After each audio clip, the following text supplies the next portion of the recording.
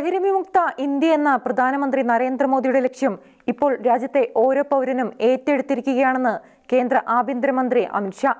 രാജ്യത്തിന്റെ സുരക്ഷയ്ക്ക് തന്നെ വലിയ ഭീഷണിയാണ് മയക്കുമരുന്ന് കടത്തും വ്യാപാരവുമെന്നും ഇതിൽ നിന്ന് ലഭിക്കുന്ന പണം തീവ്രവാദത്തെയും നക്സലിസത്തെയും പ്രോത്സാഹിപ്പിക്കാനുമാണ് ഉപയോഗിക്കുന്നതെന്നും അമിത്ഷാ വ്യക്തമാക്കി.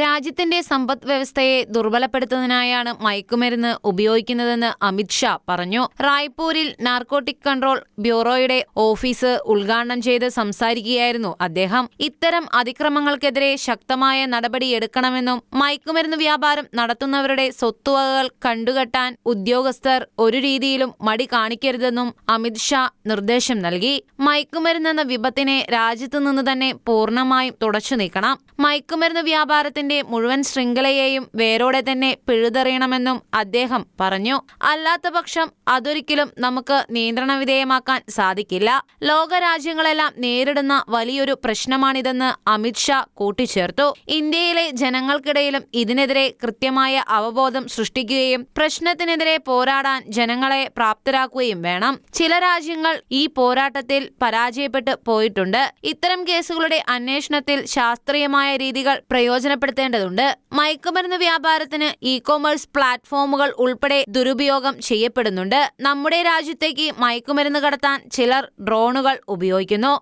ബംഗാൾ, ഒഡീഷ, ആന്ധ്ര തുടങ്ങിയ സംസ്ഥാനങ്ങളിലെല്ലാം ഇത്തരത്തിലുള്ള കഞ്ചാവ് കടത്ത് വ്യാപകമായി റിപ്പോർട്ട് ചെയ്യപ്പെടുന്നുണ്ട്. രാജ്യത്തെ തകർക്കാൻ ശ്രമിക്കുന്നവരാണ് ഇത്തരം വ്യാപാരങ്ങളിൽ ഏർപ്പെടുന്നത്. ഇത് യുവാക്കളുടെ ജീവിതം നശിപ്പിക്കുക എന്നത് മാത്രമല്ല, രാജ്യസുരക്ഷയ്ക്കും ഭീഷണിയാണെന്ന് അമിത്ഷാ ചൂണ്ടിക്കാട്ടി. 2047ഓടെ രാജ്യത്തെ ലഹരിമുക്തമാക്കുക എന്ന ദൃഢനിശ്ചയമാണ് പ്രധാനമന്ത്രി നരേന്ദ്രമോദിയുടേതെന്നും അദ്ദേഹത്തിന്റെ ഈ ലക്ഷ്യം നേടണമെങ്കിൽ കൂട്ടായ ശ്രമം ആവശ്യമാണെന്നും അമിത്ഷാ പറഞ്ഞു.